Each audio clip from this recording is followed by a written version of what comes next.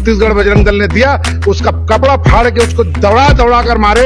इन कार्यकर्ताओं को मैं सम्मान करता हूं कि ऐसे गैंगस्टरों को ऐसे ही सजा मिलनी चाहिए, ताकि दोबारा ये धर्मांतरण के नाम से ये जो गुंडागर्दी करने के लिए जो गैंगस्टर को लोग क्या करेगी, आप भी सब कुछ कर लेंगे तो हे भगवान, गिर गई। देखो तो यही कहीं होगी क्या तुम्हारी गिरी हुई सोच।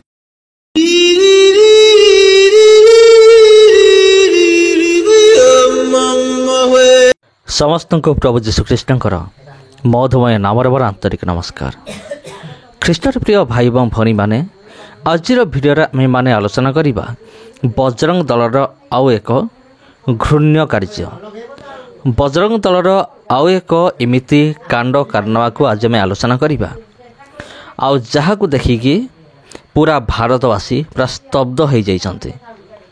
तबे प्रिय बंधुगण, विगत दिन मानक आम देखी आसुचु जे बजरंग दलर लोक मैंने कि भाव में चर्च भितर पशिकी से जय श्रीराम नारा लगे से भंगारुजा से करि अधिकांश समय से आमर ख्रीस्टियान भाई भनी मान आक्रमण करि। केवल सेतिक नुहे, आमर जो ख्रीस्टियान भौणी मान अच्छा सहित खराब व्यवहार करि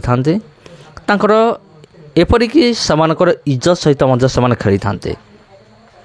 तबे प्रिय बंधुगण, विगत दिन मानक एक माने प्रमाणित हो सारी बजरंग दल लोक मैंने केते तलकू खसी जाई पारंती। एमाने धर्म रक्षा नारे एमाने एमिति तलकू एमाने खसी जाई पारंती आपण स्वप्न सुधा आपण कल्पना करि परिबे नाही।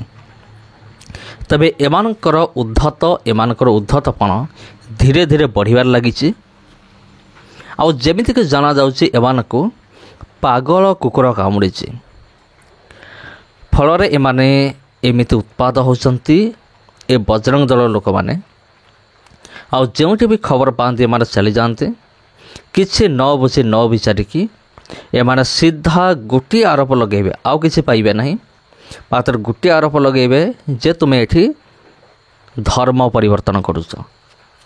धर्म परिवर्तन करुछ ए गोटे मात्र अभियोग नहीं कि एमाने कौन करती, चर्च भांगी दियंती, ख्रीस्टियान मानकर घर को भांगी दियंती, आ ख्रीस्टियान मान को आक्रमण करती, आ एभली अमानविक कार्य सब करते। किंतु एमाने कहते जे आमे धर्म रक्षा करुछु। तबे सेई मान को मुझे प्रश्न करुछि, जदि तुम्हें धर्म रक्षा करुछ तेबे पंजाब रे एते बड़ माने बन्या हो गला, कहीं तुमर अनुष्ठान जड़े भी सदस्य कहीं सेठी आमे देखिलु नहीं। आ तुमर अनुष्ठान बजरंग दलर गोटे भी जन को भी आमे देखिलु नहीं जे से माने कौन करथिबे, गरीब मानकर साहाय्य करथिबे, पानी भीतर जो माने घेरी के असंती समान को साहाय्य करथवार आमे जन को भी देखिलु नहीं। तेबे आमे केमिति विश्वास करिबु जे तुमे होच धर्म रक्षक बोले। आ सेठा करथिबा हिंदू माने ही समाने बजरंग दल विरुद्ध से साक्ष्य दौरान जे देख मुसलमान भाई माने से साहाय्य कले, ख्रीस्टियान भाई माने साहाय्य कले, किंतु एई भारत देश रे बहुल संख्यक हिंदू थाई मध्य एते बड़ बड़ हिंदू दल गुड़िक थाई मध्य जणे हेले भी आसिले नहीं साहाय्य करिया पई।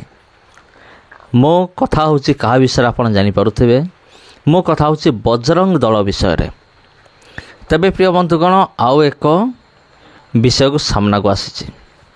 तेबे एमाने पिटा मरा करिबारे माने मास्टर डिग्री हासिल करिसंते। मिछ कहिबा, माँ भणी मानकर इज्जत सहित खेलिबारे एमाने कौन करिसंते, पूरा डिग्री हासिल करिसंते। आपण हुए तो जानिक आश्चर्य हेबे, माँ भणी सहित माँ भणी इज्जत सहित खेलिबारे एमानक पाखरे सर्टिफिकेट थिबो। आपण जाके देखि पारिबे जे देख आमे सर्टिफिकेट आमे हासिल करिछु, यही सब काम कांड कारनामा गुड़िक आम करुचु। ସେଥିପାଇଁ ଆମ ପାଖରେ ସାର୍ଟିଫିକେଟ୍ ଅଛି। ତେବେ ପ୍ରିୟ ବନ୍ଧୁଗଣ, ଏଇଭଳି ଲୋକମାନଙ୍କୁ ଆପଣ କ'ଣ କହିବେ କମେଣ୍ଟ ବକ୍ସରେ ଟାଇପ୍ କରନ୍ତୁ। ତେବେ ପ୍ରିୟ ବନ୍ଧୁଗଣ, ଯଦି এই ଭିଡ଼ିଓ ଆପଣଙ୍କୁ ଭଲ ଲାଗିଲା ତେବେ এই ଭିଡ଼ିଓକୁ ଆପଣ ନିଶ୍ଚିତ ରୂପରେ ସେୟାର କରନ୍ତୁ।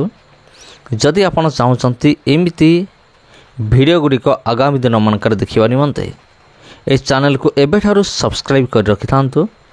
ଫଳରେ ମୁଁ ଯେତେବେଳେ ଭିଡ଼ିଓ ଅପଲୋଡ଼ କରିବି ତା'ର ନୋଟିଫିକେସନ୍ ଆପଣଙ୍କ ପାଖକୁ ଯିବ। ସମସ୍ତଙ୍କୁ ନମସ୍କାର। ସମସ୍ତଙ୍କୁ ପ୍ରେସ୍ ଦଳର ପୁଣି ଭେଟ ହେବ ଆପଣ ସହିତ ଆଉ ଗୋଟେ ଭିଡ଼ିଓରେ।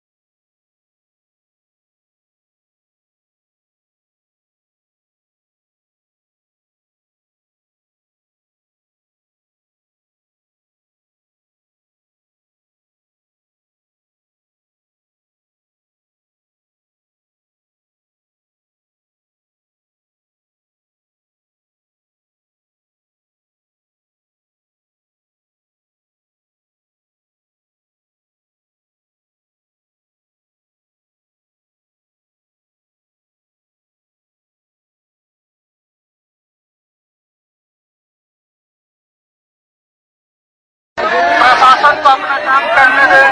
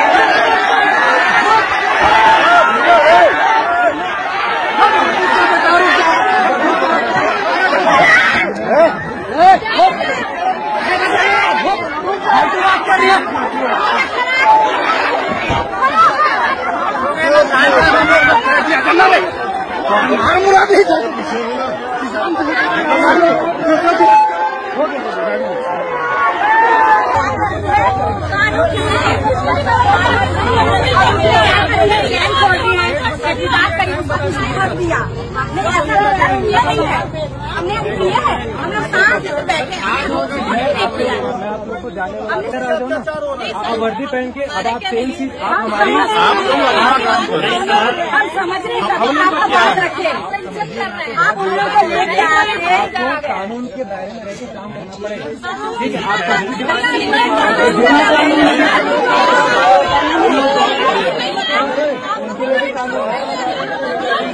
ठीक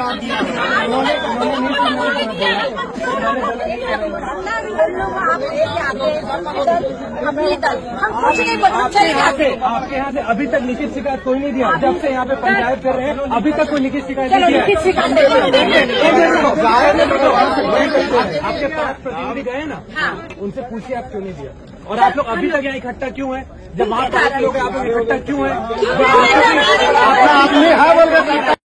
हिंदू संगठन की महिलाएं आई थी, तो ये जॉन नाम का आदमी जो है वो बहनों का कपड़ा खींच के फाड़ा है।